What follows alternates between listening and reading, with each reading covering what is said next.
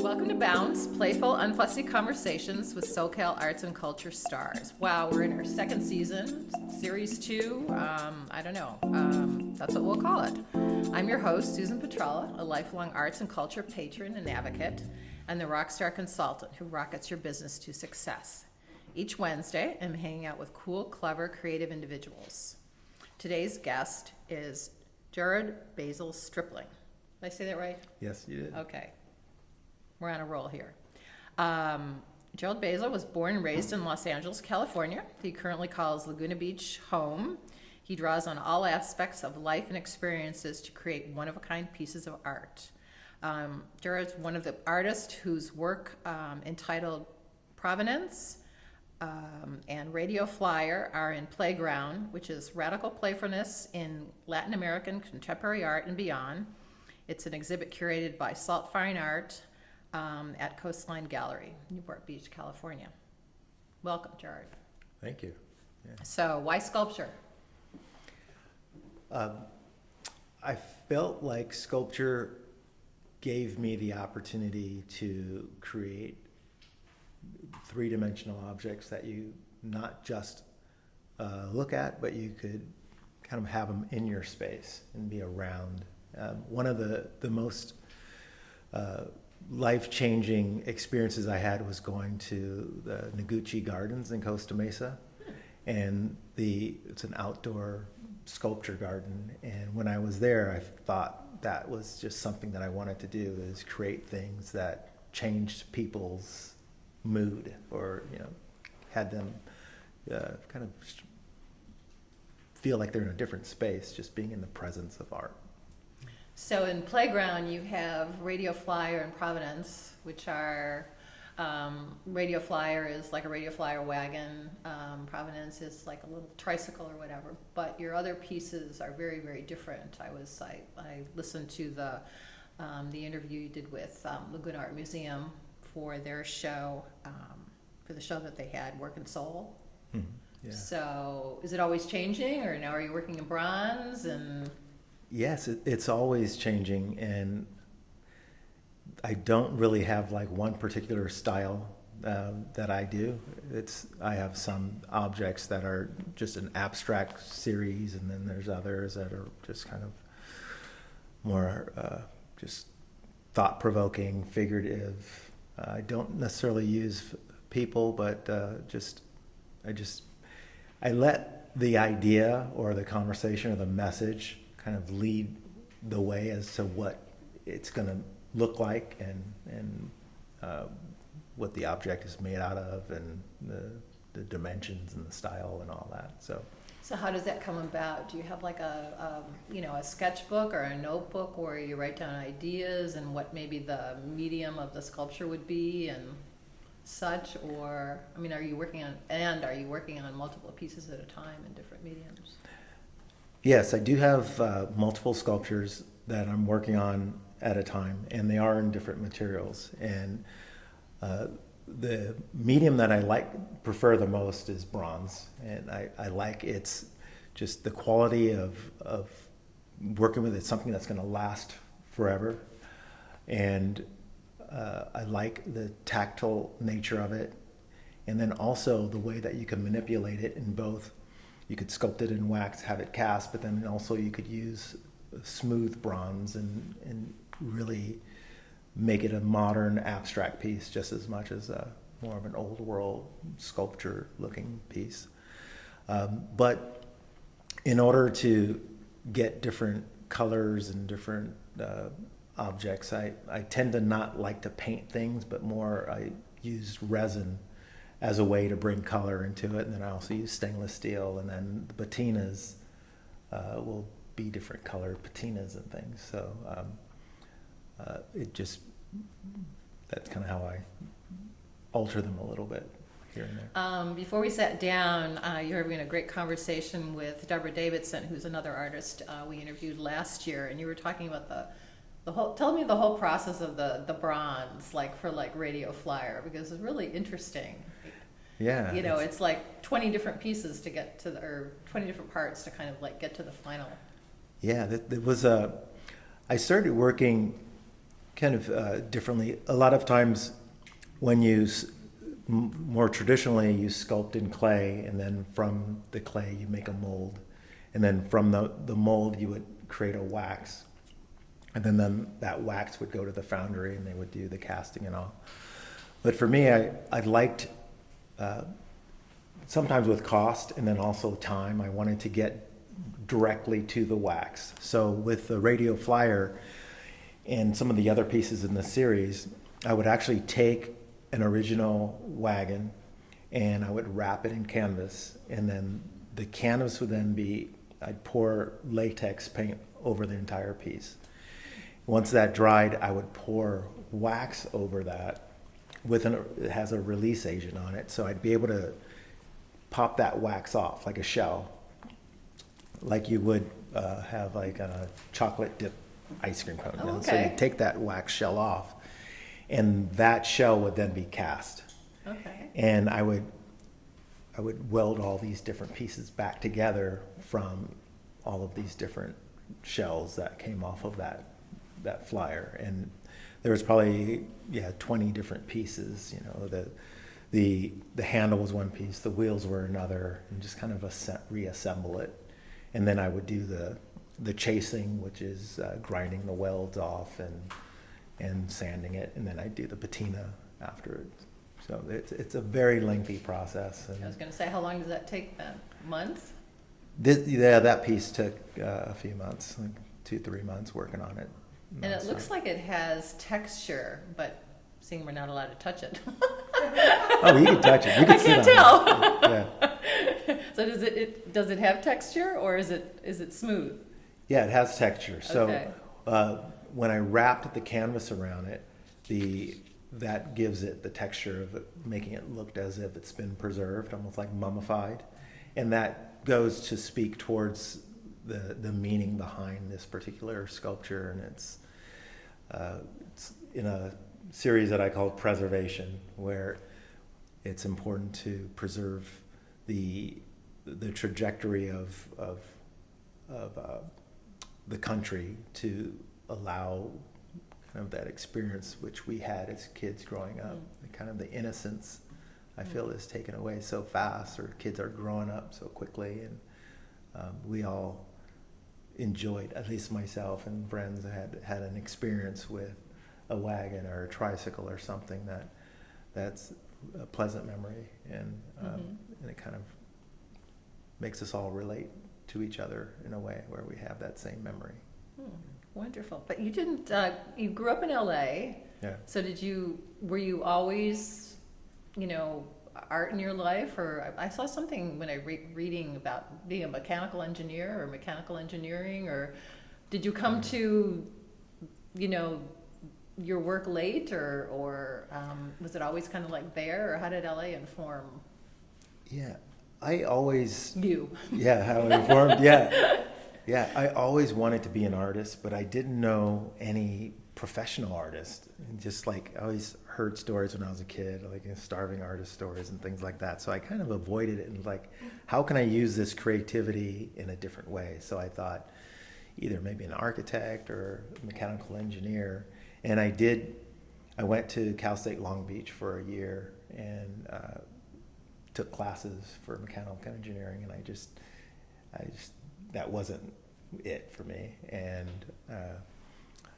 ended up going to the Fashion Institute of Design and Merchandising, and that was for costume design and clothing design, and that still wasn't, it wasn't it. It was right? creative, but it wasn't. But what it allowed me to, I actually got a job working for a music groups, and a guy that designed costume for music groups, and I would kind of take care of these costumes out on the road as they traveled. And as they traveled all over, I would go to art museums and galleries and things. So I kind of gave myself this schooling of images of all over the world. And one time I just came home, and in between these tours, and I created my first sites, or a functional piece of art. It was a clock, and I took it to a furniture store, and lo and behold, they said, "Yeah, we'll put it on consignment." Okay. And that kind of started the journey of like, I could actually make things that are decorative, and like they could be sold in some venue. So that's where it started, and then it went to fine art. But I've always loved it. I was going to say, because you said like in the Work and Soul exhibit interview that fine art you had to do. So yeah, that was kind of interesting remark. Yeah, it was a nice experience to kind of see other professions, and some of the things that those professions taught me, I use. It was like with fashion design, it was pattern making, and there's some pieces, my early art pieces were just a bunch of different patterns that I put together, but they were just made out of steel as opposed to fabric. And some of the other, when I was doing props and costumes, a lot of that technical nature of welding and soldering and lights and things, I was able to incorporate some of that in my sculptures now. So I pull from everything, and I think that's what makes my pieces so different, is that I've had so many different experiences, and I think even if I tried to do things that were kind of like, you would look at it and say, oh, that's a Gerard Bounce piece, and I don't think I'd ever be able to do that. I think maybe I should get bored easy up here. Well, that's kind of fun though. But the pattern making because you talked about Radio Flyer being in several parts. So I mean that's a pattern, putting it all together or whatever. And, definitely. Creating a one or whatever. So why Laguna Beach? Did you always live there? No. When I met my wife and we had planned on getting married, and we wanted a place to raise the kids, I was kind of shooting for Los Angeles again, North Hollywood or just somewhere else. But she brought me to Laguna Beach and showed me just living by the beach and all the different opportunities for artists. And so she went out, and I'm glad she did, because it's been a fantastic city to live. So do you feel like you've been able to create community of other artists? Definitely. By being in Laguna Beach? Definitely. Yeah, even from day one, being in I was in the Sawdust Festival one year, and then I went to the Festival of Arts after that, and I've been a part of many different groups, and just have friends from all of those different experiences and different festivals. It's been great. Yeah, it's a great town. And you also work on commission too, then, correct? I do. Are you working on anything right now? Yes, I have a piece that's going to go into Los Angeles. It's a Destination Crenshaw development. It's a really large piece. It's one of my largest pieces that is going to go in. I think it's installed next January. Okay. But that came through. It's been a long process. So have you pursued public art then? I have. Okay. Yeah. I've got pieces in Brea and Cerritos. Okay. I'm near Brea. Okay, you'll have to tell me which piece it is then. Yeah. Actually, on my website, I have. Okay.